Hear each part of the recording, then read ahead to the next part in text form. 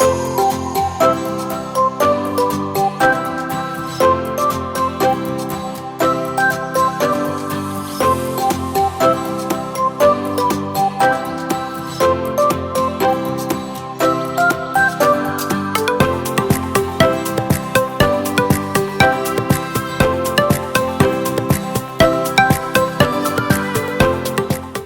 welcome everybody to the main event. Today we have a very special guest, one of the most fun people you're going to listen to all week, all month maybe. Aimee Mullins had her legs amputated at the age of 2 and spent a lot of time, most of her early years, in a children's hospital. She learned to walk with prosthetic legs in the late 1970s when prosthetic legs were not what they are today. And this is important. She attended Georgetown on an academic scholarship. So she studied. She became the first female amputee in history to walk on to the track and field team at Georgetown and compete in Division I. She set 3 world records in track and field, and then set her sights on becoming a fashion model. Why not? So she did that. She became the face of L'Oreal in 2011. She started movies and TV shows, and now her TED Talks series, she's an all-star with TED Talks. And her show, My 12 Legs, has been viewed almost 5 million times. So, Aimee Mullins, it's so great to have you here. Thank you for being a part of the main event today. Thank you, Jim. And thanks for having me, guys, out there in the hospitals. Well, your parents had to make a difficult decision to have your legs amputated before you were 2. And at the time, the doctors told them you'd never walk or lead a normal life. With all of the things that you have accomplished, do you ever allow yourself to reflect on that diagnosis now? Yeah, of course. I think it's funny, you know. It's funny. The truth is,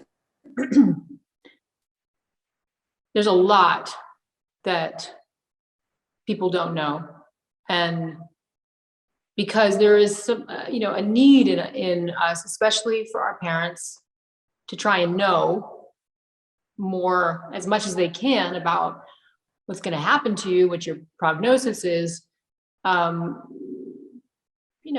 think a lot of times doctors with very good intentions will try and give a very low expectation, because I think the traditional thinking is it's easier to be surprised by something good than to be disappointed by something bad. And I don't agree with that.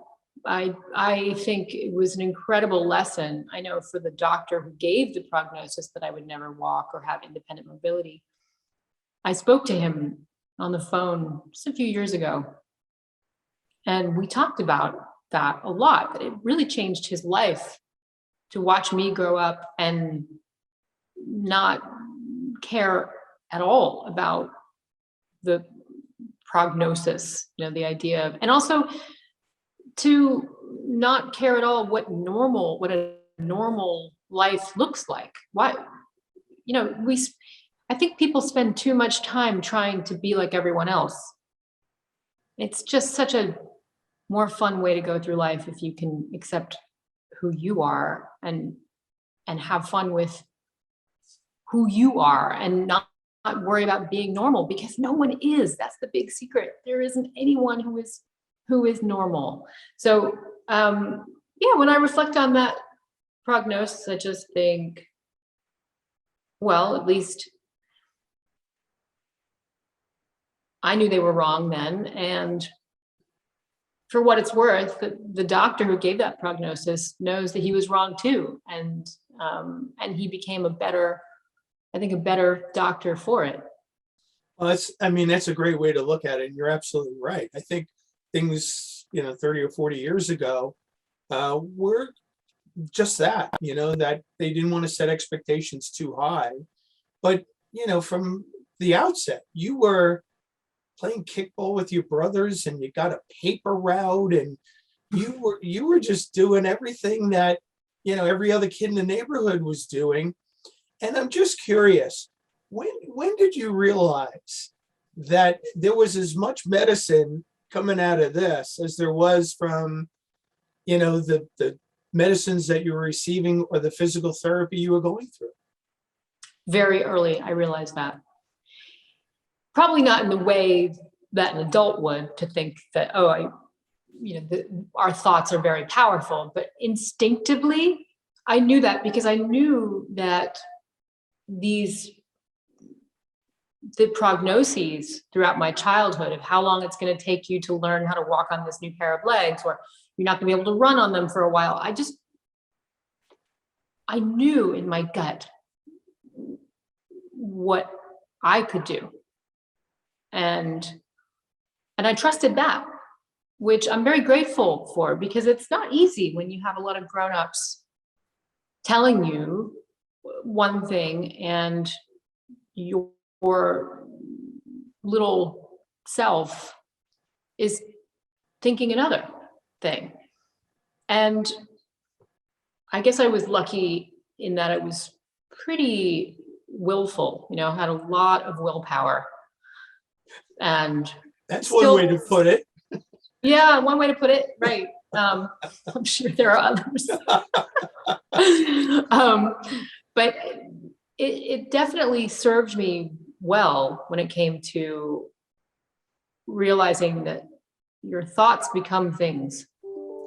And the more I practiced daydreaming, which I did a lot of in the hospital, and you're sitting there with 2 full plaster casts on your legs and you can't, really go anywhere, your mind takes you places.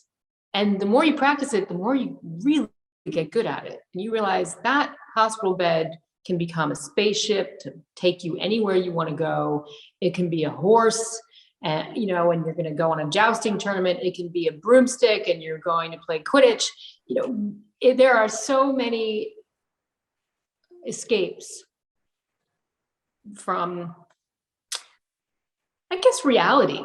Maybe that's a way to say it, that some of the more unpleasant realities. And I realized at a very young age that I could actually improve my mood by daydreaming, so that even though when I came back, I'm still stuck in this bed, I'm still stuck in these plaster casts, I still have all the itches that I can't quite get with that wire hanger, trying to shove it down and scratch that itch. But I felt better. I felt so much better, and felt powerful, felt excited, felt like I had just been to that Quidditch game or jousting tournament, or visited that, galaxy. It's I think the best tool that you can work on, it'll serve you the rest of your life and keep it in your toolbox, is your imagination. Well, that's so true. And now they have things like virtual reality that you can, back in the day when you were in the hospital, you didn't really have those tools. So you relied on this. And that's where it became so powerful that it has impacted the rest of your life.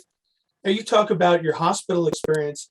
You spent a lot of time at DuPont Children's Hospital, and they're going to get this video, which is kind of a cool thing. It's coming full circle.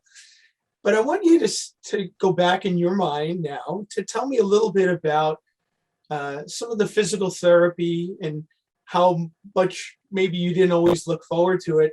And tell me about the influence of your Dr. P. Oh, right. Dr. P. Dr. Pizzutello, which isn't a difficult name to pronounce now, but apparently people thought it was back then, so everyone called him Dr. P. And his signature move was he always wore a bow tie, a really fun patterned bow tie.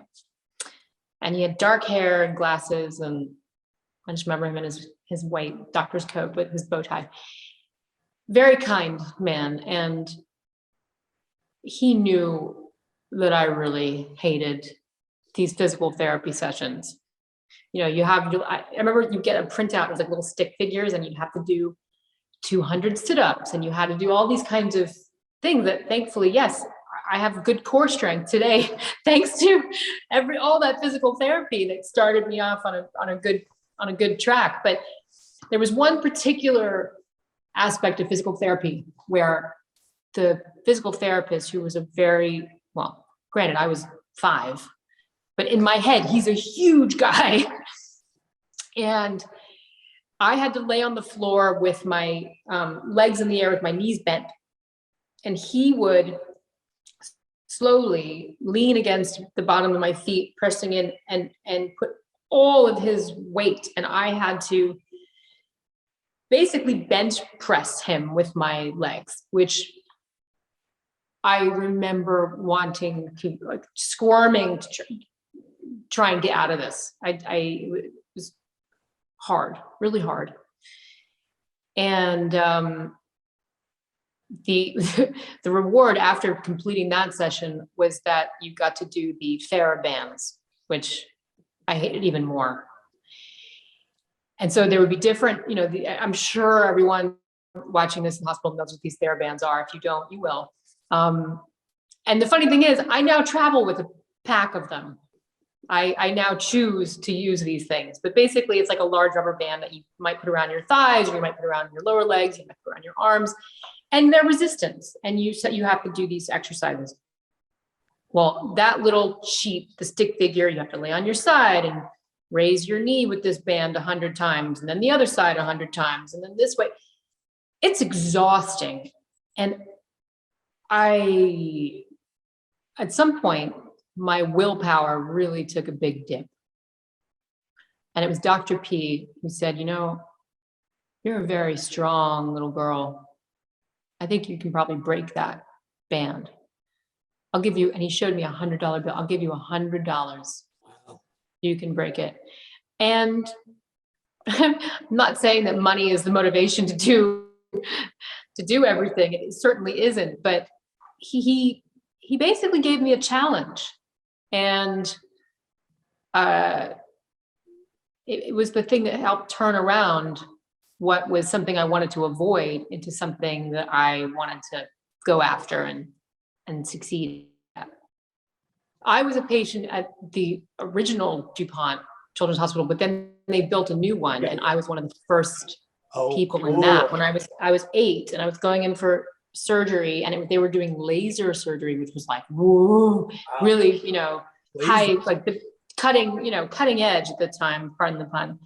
But the hospital was just brightly colored. It was like, for me, who loved the art room, it was just a dream to be surrounded by all this bright color. It was the big dawn of a new thinking about, and maybe we should make these places where children are recuperating, recovering, healing,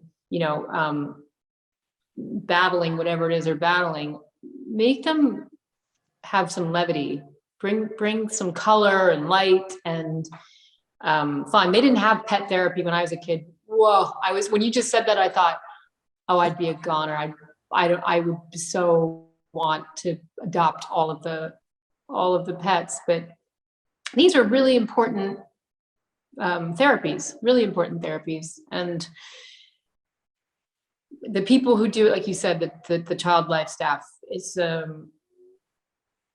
they're answering an extraordinary calling. And just know, if you're watching this, anyone there who's on the staff, these seemingly small acts of kindness, they never leave the person. Isn't it? It's a wonderful, wonderful memory, and it's a wonderful reinforcement of what they do every day. You bring such joy to life. Okay, so when I talked to Pat LaFontaine, so Pat LaFontaine founded this foundation, Companions in Courage. He featured your story in one of his early books, and he told a story about how you had an encounter with a Purple Heart recipient, and the Purple Heart recipient was a gentleman named Phil Hebert, I believe, and he did something very poignant that affected you. What do you remember? What Phil did when you met him? He was a veteran, and and I believe he pinned his Purple Heart on you. Yes, yes, he did. I was roller blading to date it. I was 19 years old. I was down on the National Mall in Washington, D.C. I was a college student in Washington, D.C., and I think it was Veterans Day. So there was a lot of tourists in town for Washington, where they basically were gathering on the mall and sort of celebrating it. I was down there rollerblading around, and this man, Phil Kiki, he came up to me and he told me about his experience as a veteran and what had happened to him, and he had suffered a lot of head trauma. And they gave him, the Purple Heart is the medal that we give our soldiers, our brave men and women who are, doing their duty when they survive what could have been a life-threatening attack. And for valor, it's for courage. Yeah. And I remember he just did put this pin on me, and I said, wait, what are you doing? He said, no. And I remember he put it in my hand then, and he closed my hand around it, and he said, I want you to have this. And I remember feeling very emotional. I mean, it still makes me feel that way right now, because I tried to explain to him, I said, I'm not brave. I didn't choose this. I'm just living my life. You chose to go and enlist and to become a soldier, and you chose to put yourself in harm's way. And he had a different feeling about it. He didn't see the same difference that I did in our experience. He felt like courage is courage, and how you approach your life and how much joy you can find in it every day, and see it as your privilege to share that joy with other people, to hopefully bring joy into their lives. But that's a courageous act. Anyway, I have it. I have it in my jewelry box. Oh yeah. Oh, that's what a great treasure. Aimee, do you ever think that maybe, just maybe, you exude such a joy for life that maybe that was something that he read just by watching you rollerblade? Obviously you had your prosthetics and you had skates somehow attached to you, and he saw in you a spirit that he knew was powerful, and that you could motivate other people who maybe weren't having the best day. And maybe that's why he thought you exhibited that courage to be able to be out, not intimidated at all. And maybe that's what he saw in you. Maybe. I can't speak for him, but he, I'll never forget it. It was a, and it's the kind of thing that sometimes, it's a talisman for me. That's a word that, Good Scrabble word too. it's a good one. It's a good word, but a talisman is an object that we can refer to and we can touch when we need to be reminded of something, and when maybe we need to summon a quality if we're having a really hard time and we sort of forget how to be courageous, or how to be joyful or grateful, or to be hopeful, right, in the face of fear. And that's one of the talismans for me. Great. Do you ever take a step back and reflect on your life and think about how different it might have been if you were born with your fibulas? I used to think about that a lot when I was a kid, and definitely a teenager. I'm sure my life in those periods of my life would have been much easier had I not been running around with wooden legs, or, then eventually some carbon fiber. But that the truth is, rather than be normal or ordinary, my life has been extraordinary. It's been anything but ordinary. And it's not in spite of having the experience of being an amputee and wearing prosthetic legs. It's because of it. I get to choose my height. So I was able to walk runways with supermodels. I would have not been able to do that. I was able to, again, run for my country, compete for the United States. Those kinds of things that I feel like the experience, I couldn't today. I can't imagine what my life would be like. I think it wouldn't have been as exciting. I know that not every day is rosy. Not every day is, hey, I'm going to go be in a movie today.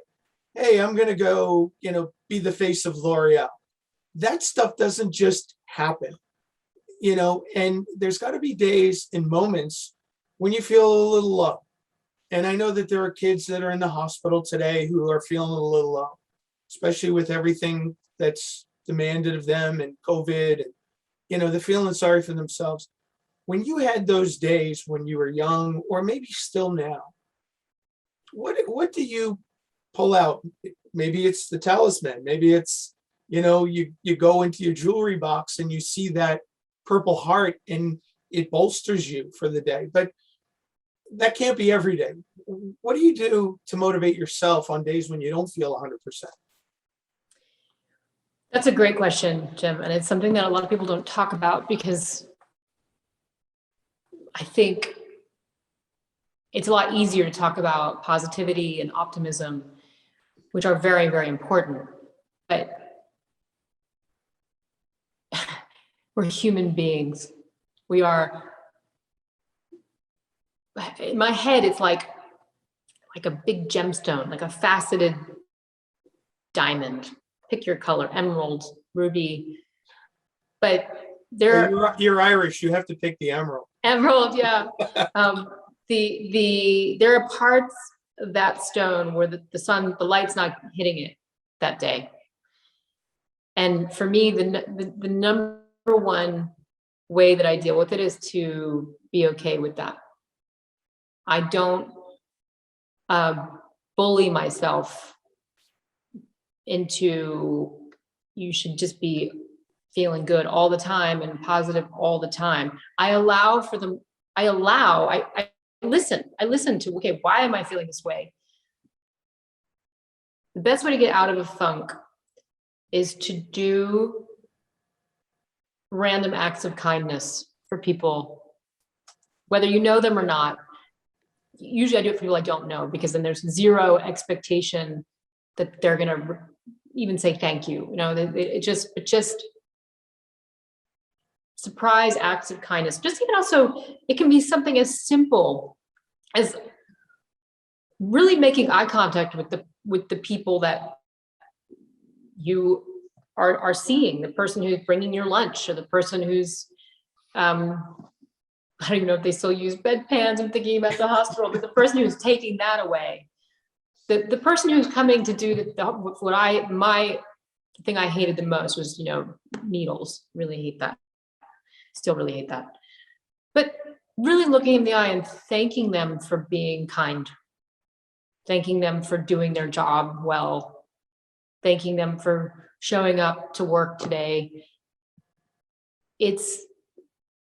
That helps to really shift some dark energy and get it flowing again, get it on its way. So that would be how I do it. But don't punish yourself for having bad days, negative thoughts, or feeling sometimes like, you're just not superhuman. You're a human being, and that's great. Give yourself a break. It's really okay to feel these things. You're a human being. Well, you're one of the most unusual and extraordinary human beings that we've had come into our lives, Aimee. And your random act of kindness today is going to be felt by pediatric patients across North America and hopefully beyond. And I can't thank you on behalf of them for sharing your story with them, because you will motivate them. You're going to motivate them to get out of bed. You're going to motivate them to go and experience life. And that is a gift that is very special. So on behalf of all of the kids, our motto is no child in the fight for life or health should ever have to go through it alone. You made sure that nobody's going through it alone today. So thank you, Aimee. Thank you, Jim. Thanks. This was wonderful.